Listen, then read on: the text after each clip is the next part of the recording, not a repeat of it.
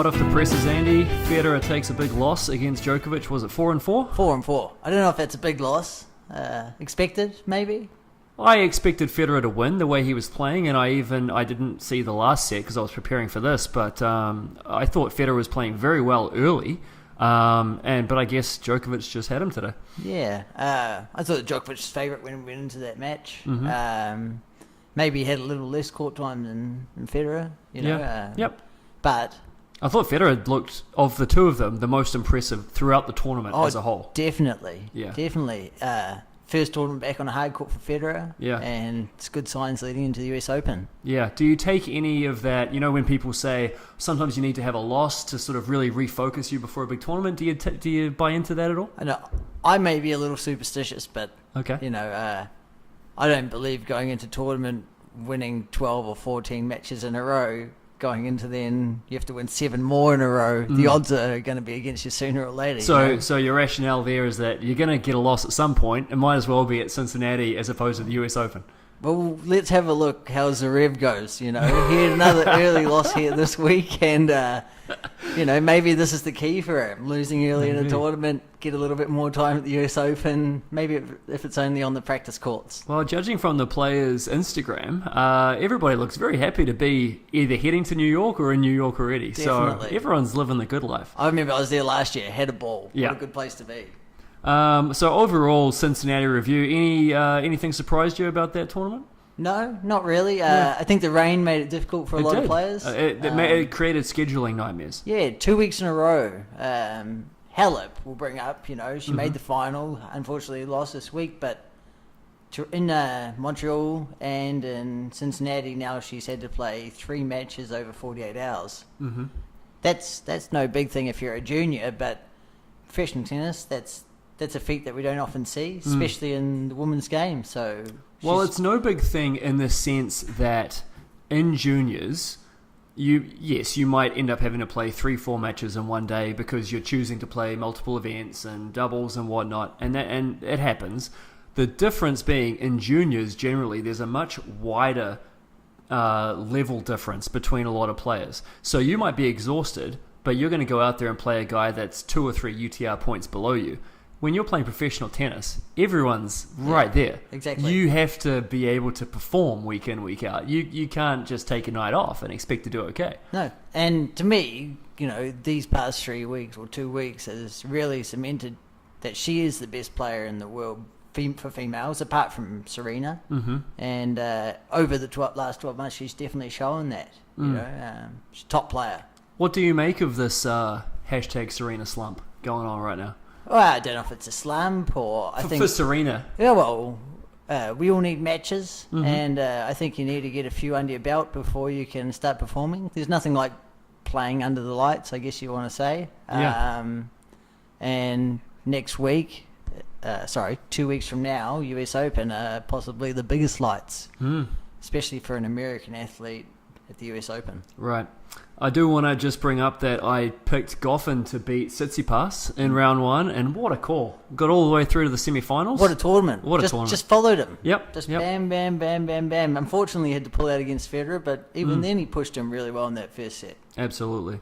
So the news that came out, Andy, was about 5-set matches. Okay, there was a little bit of controversy because Roger Federer came up first and said he wants more 5-set matches during the season, and he wants all Masters 1000 matches, final matches of the tournament to be best of 5 sets. Djokovic then turned around and said, I would have even Grand Slams at best of 3, to be honest. So Djokovic went the other way. I think he must be a listener because that's what we were campaigning for a few weeks ago. And he says, and I quote on the Tennis Channel, "This new generation of tennis fans and millennials, they don't have the great attention span. They want things to happen very quickly. So for the players as well, and to attract more people, even viewers of a younger audience, I think we have to keep tennis matches dynamic, shorter, and no shot clock." I can't say we've said it before, Gareth. Yeah, I actually think he is listening to the show. So, wow. Nole, hello to you out there, my friend.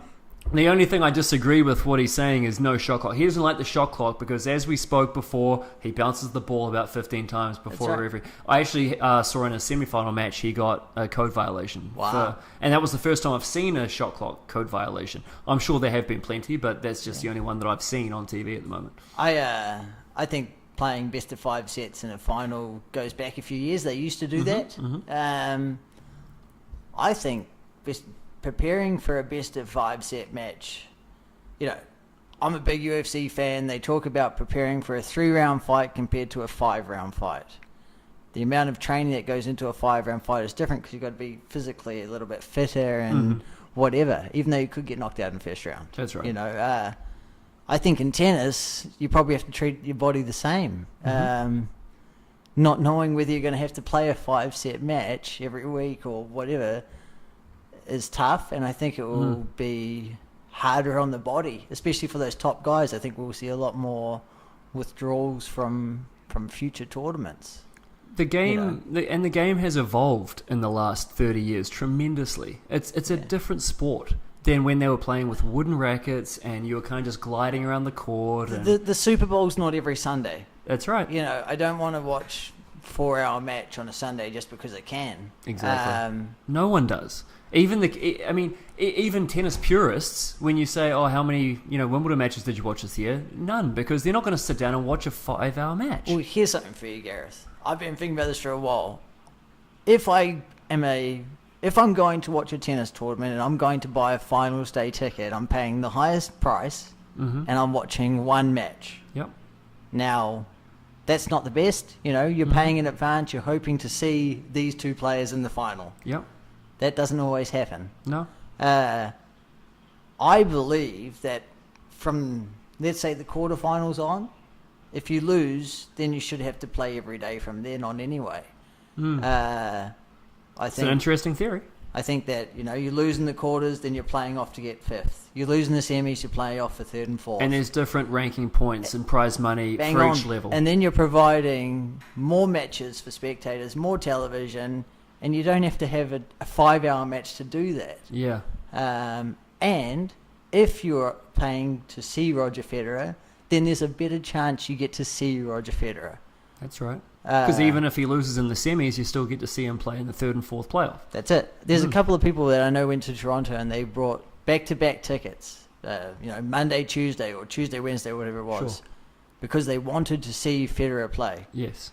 Now, if I'm paying the higher-end ticket, I would like to buy a quarters, semis, or a finals day and guarantee that. If, barring an upset, but that's just something that I would like to see possibly taken into the future. Yeah, I actually really like that idea. Lengthening matches, yeah. Andy Murray then went on and said, "As a player, I really like best of 5. It's been good to me. I feel like it rewards the training and everything you put into that. But then, when I sat and watched the match that Nadal and Del Potro, Wimbledon quarterfinal in the commentary booth, it was an amazing match. It was a brilliant match, but it was really, really long to sit there as a spectator for the first time." It's different, isn't it? So, and look, that's the thing about a lot of these issues. There's two sides to every argument. But you're talking about Andy Murray, one of the biggest fighters out there. Yes. Right? Someone who wants to stay out there and battle and out-compete you. Sure. I don't believe Benoit Pierre wants to stay out there 5 sets. No, definitely not. There's only a select... most of those guys are ultimate competitors, right? They want to win at everything they do. Yep. But there's a sacrifice that's made to go 5 sets, especially that often. And I think if you look up in the stands at the end of those matches where it's 2 or 3 in the morning, if people have got to work the next day, people have lives, Even the other night when there was a rain delay, there was an article I read that people were going all the way from the top seats and they were sitting 2nd and 3rd row watching Federer play. Yeah. That's just what's going to happen, I guess. Absolutely. Okay, so also news this week. It's been actually a pretty big tennis news week. The Davis Cup makeover is now official. So what is happening? Let me just read from the news article here.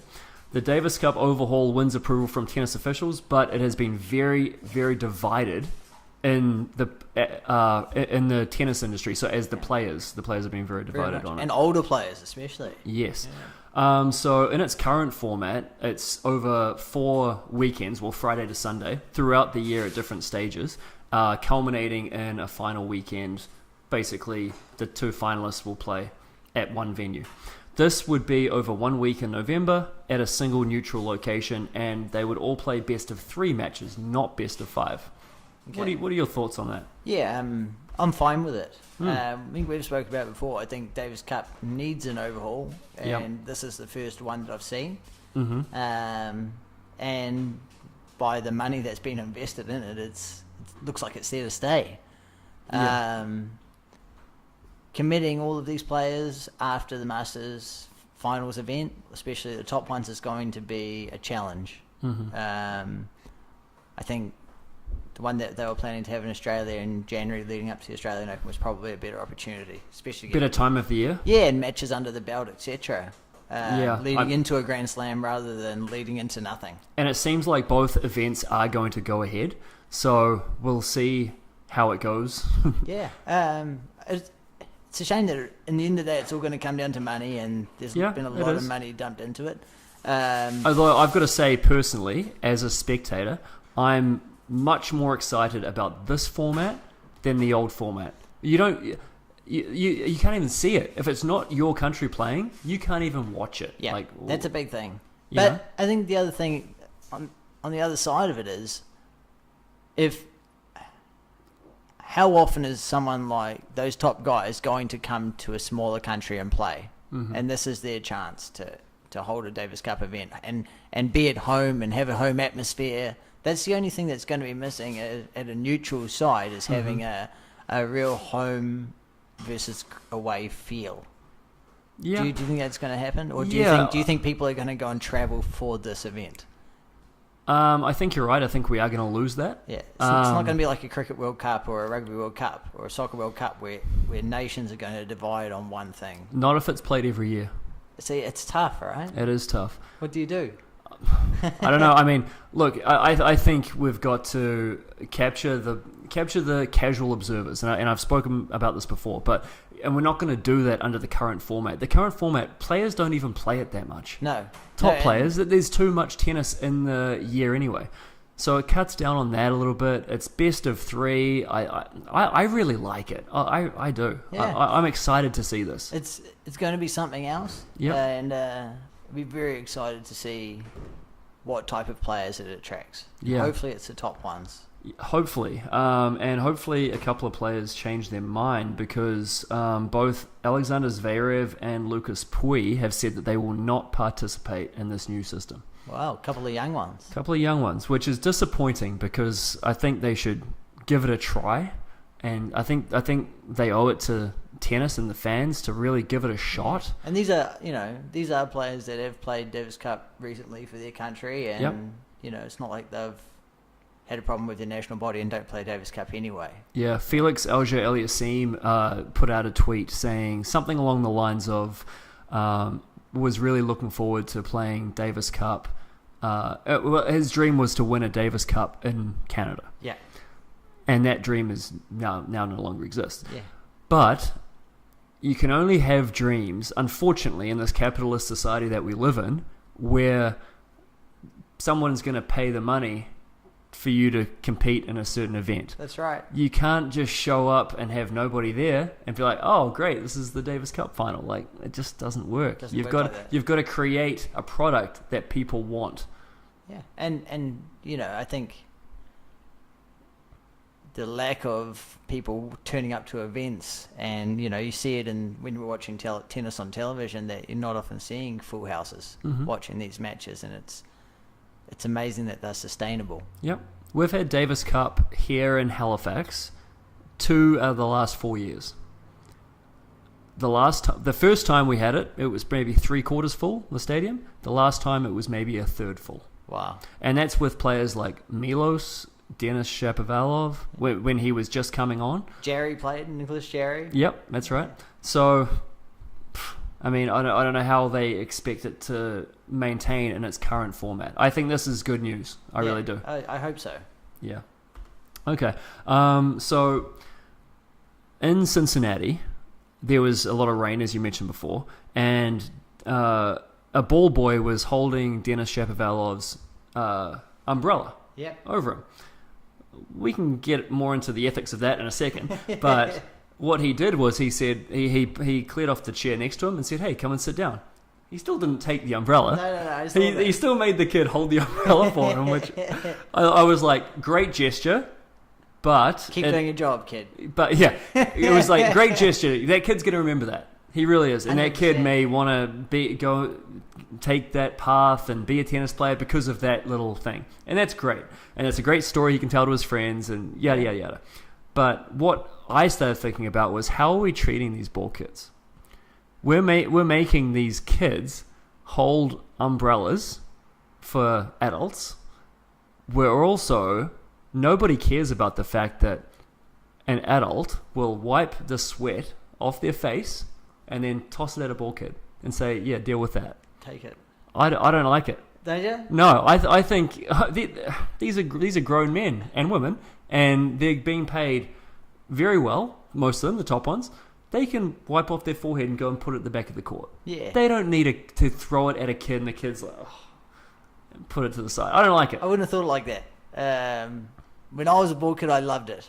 You loved getting that sweaty towel thrown at you? Don't know. I just... I loved every moment of it, really. Yeah, whether it be just standing there at the changeovers watching them do routines or just talk, whatever they were doing. I really enjoyed being that close. Yeah. I thought it was more of a privilege.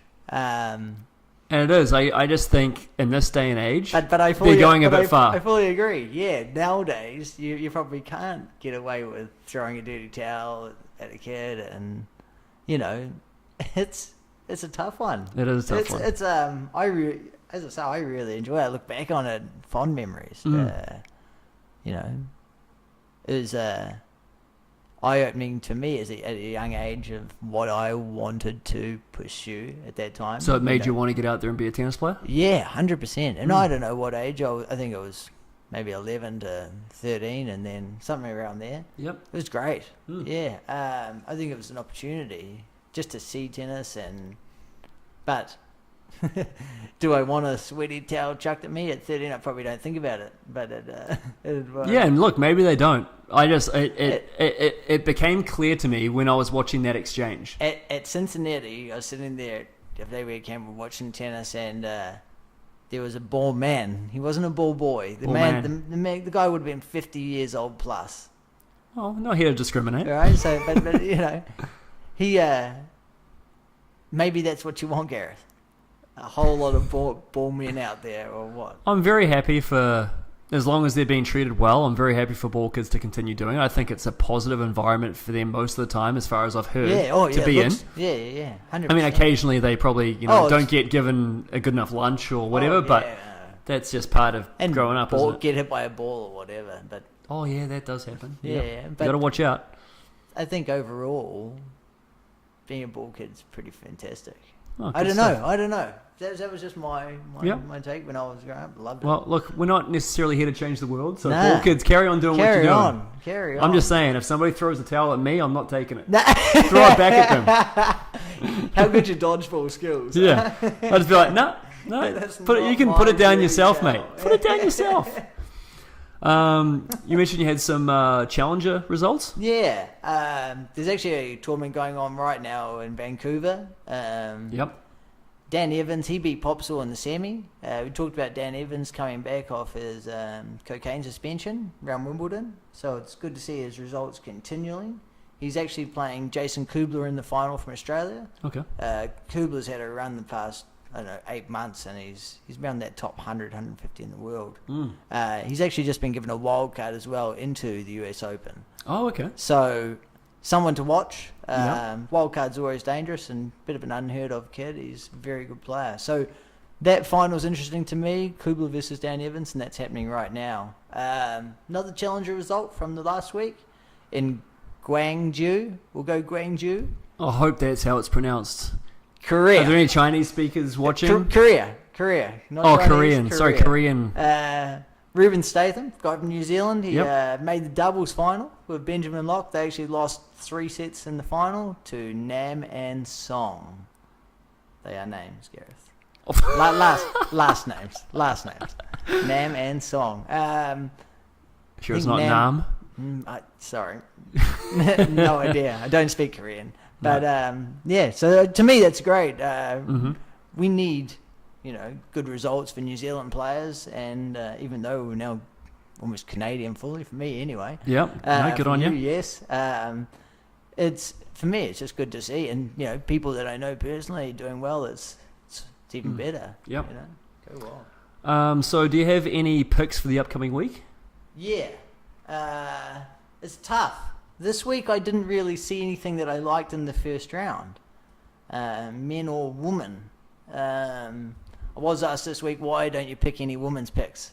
Well, good question. Pick some women's picks, would you? I've got to get better. There's not many that I know. That's the tough bit, right? It's tough. Those women between 40 and 70, 80 in the world, you've got to know a little bit more about. That's it. It's very tough. We don't want to push forward an agenda when we don't know anything about it. Yeah, we do our best, though.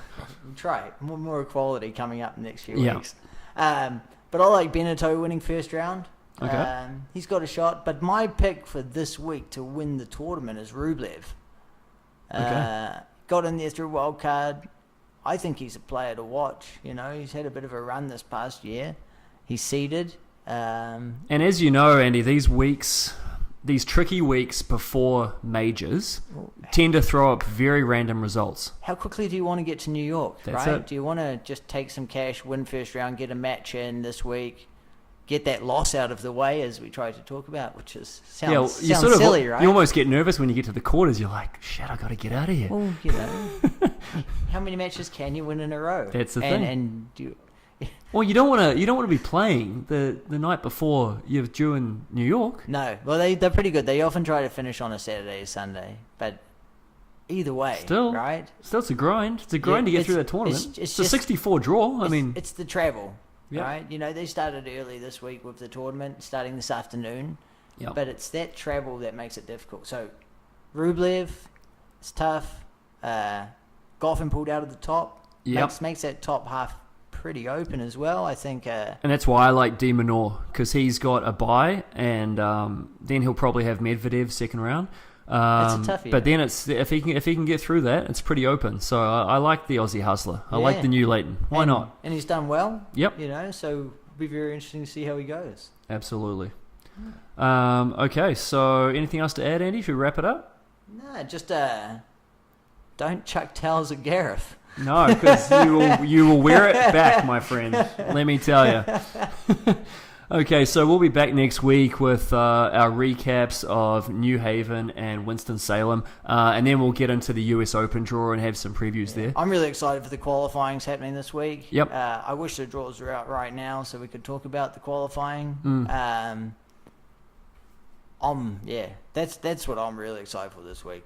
Qualifying draws come out, matches are being played, main draw should come out by the end of the week. We can have a good old search through and find some matches for you next week. And there's a lot of players, as we've alluded to in previous weeks, with UTRs that are really high, but rankings for whatever reason that are kind of low. So we'll be able to definitely pinpoint some players to watch. I reckon for sure. We get our top 5 UTR differences and find some real upsets. Kokkinakis, he's ranked 200 in the world, but UTR is like 60. Yeah, he's played very few tournaments, right? Has he been injured or something? What's going on? Injuries. I think he's very selective of when he plays as well. I don't fully. Can't be too selective if you want to get into main draws. You sort of can if you can guarantee yourself all these wild cards that Australians get, right? Wow. Is he getting a wild card to the US Open? Unsure. He pulled out of Vancouver this week, second round. Okay. Beat Jordan Thompson. That's a great win. And last week he made the final of Challenger. Might have won a Challenger. So, yeah, he won.